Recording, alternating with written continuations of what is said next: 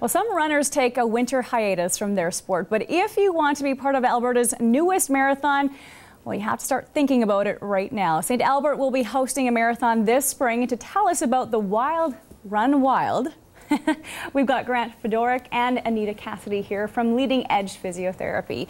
Thank you both for coming in. This is St. Albert's first marathon, a brand new marathon for Alberta, and it's happening in the spring. Why choose spring?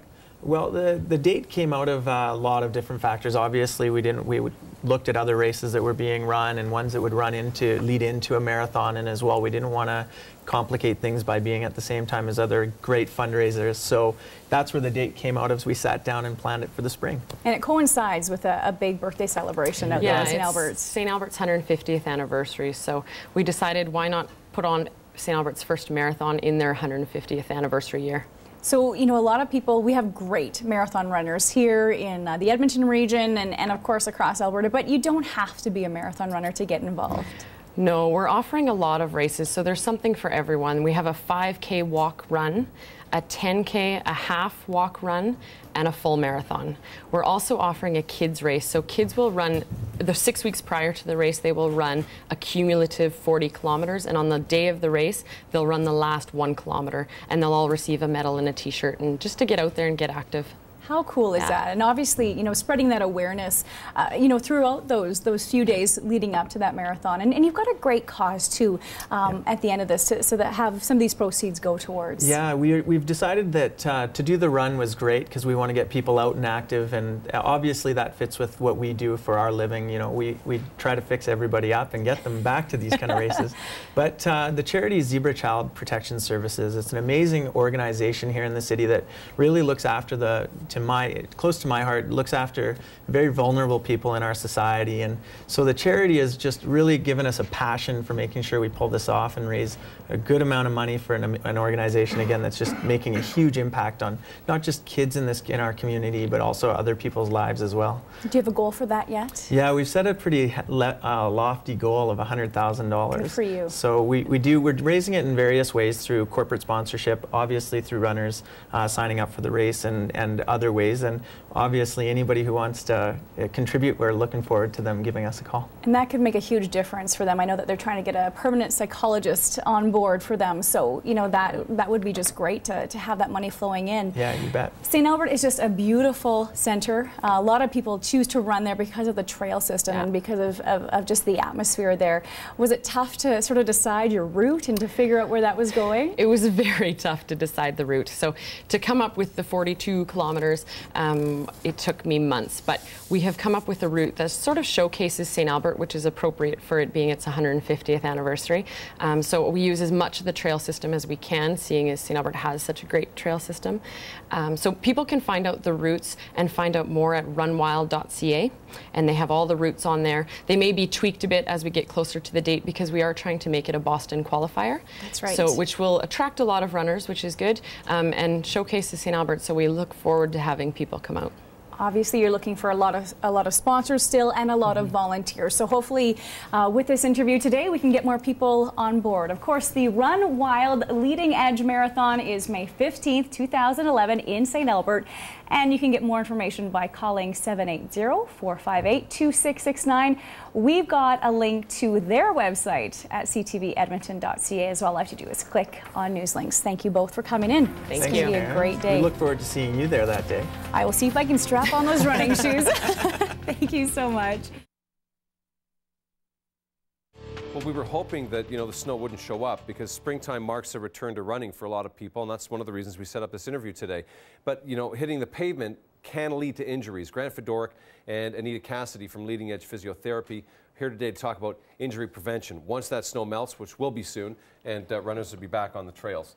Thank you both for coming in today. Thanks for having us. Let's talk about what the most common running injuries would be. What would they be? Well, we'll focus on the lower body because you can actually get upper body injuries running, believe it or not, but primarily the lower body injuries like the iliotibial band. It's a band on the outside of the leg. Hamstring injuries, everybody knows about those. Anybody who's ran, the quadriceps muscle can be injured very easily. And those are just sprains and strains. You can also develop tendonitis or inflammation of any of the tendons in the lower limb, like the Achilles tendon, for instance. That's a really common one with people who are running a lot of hills or stairs and that kind of running. You're both physiotherapists. Anita, I'll ask you this question. I've heard different stories about whether or not you should stretch before a workout and stretch after a workout. What I've been hearing lately, don't stretch before the workout, but stretch after. Do you have a recommendation?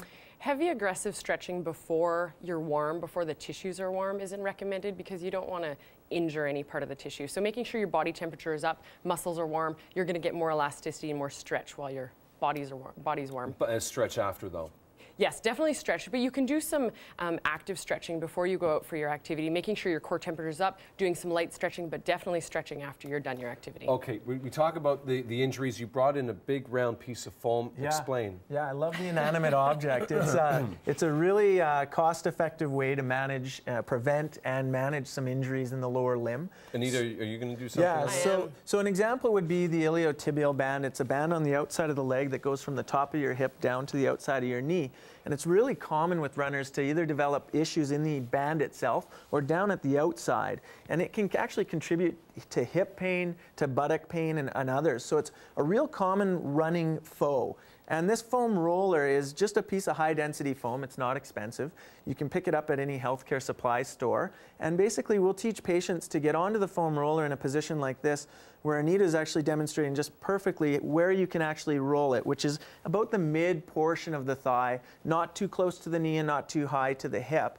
And we'll do that with a patient with the injury. And we'll do it more frequent with injuries where they're doing it about 15 to 30 seconds, but frequently throughout the day, so 3-4 times a day. But as a preventative thing, they can do it once a day, just as a part of their normal regime. But and you have to mimic this form that she's got going by keeping your leg up and holding your That's right. And Anita can actually demonstrate the more sensitive the iliotibial band or the tissue that you're stretching with the foam roller is, the less pressure you want to put on it. What do you want to say? So you can use this leg in the back. You're propping yourself up on your elbow, but you can use this to control how much weight you put on your leg. So you can either take it off with this, or you can put all your weight on and roll both. That's just the outside. That's right. So the same foam roller can be used to deal with the hamstrings. So we call these myofascial problems. You have the tissue of the muscle isn't just muscle, it's got a covering. And the foam roller works really well to deal with both. And by rolling over it like this, it helps to break down adhesions that form between the covering of the muscle and the muscle itself. So Anita is demonstrating how you can work the hamstring doing the similar motion, but now she's changed positions and gone right onto the back of the thigh, which is the hamstring. And we can also use the same foam roll to deal with the quadricep, which is the muscle on the front of the thigh. You just go over onto the stomach, and then from that position, you're going to deal with the quadriceps. So it's a wonderful piece of inanimate object. Yeah, it's just a simple it's just a simple piece of foam. That's right. But it seems to do so much. That's right. You put enough of your body weight on it to stimulate the muscle, essentially. That's right. And then the time is important in the frequency. So for prevention, we're talking about doing it a little bit longer, but not as often throughout the day. Once a day is enough.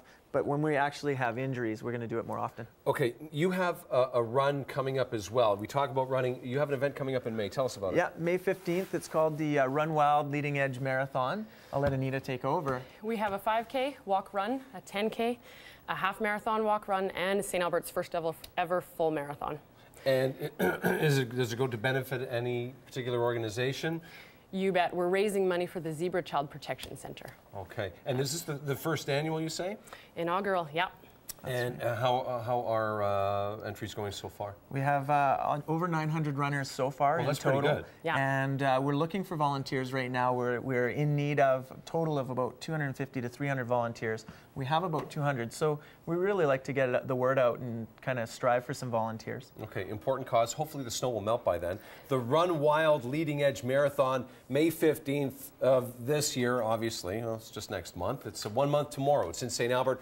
You can get more information by calling 780-458-2669. We've also got a link to their website at ctvedmonton.ca. Just click onto news links. Anita Cassidy, Grant Fedoruk, physiotherapist extraordinaire. Thank you so much for joining us, and best of luck with the run. Thank you. Okay, stay safe. Don't get injured. I won't. Okay.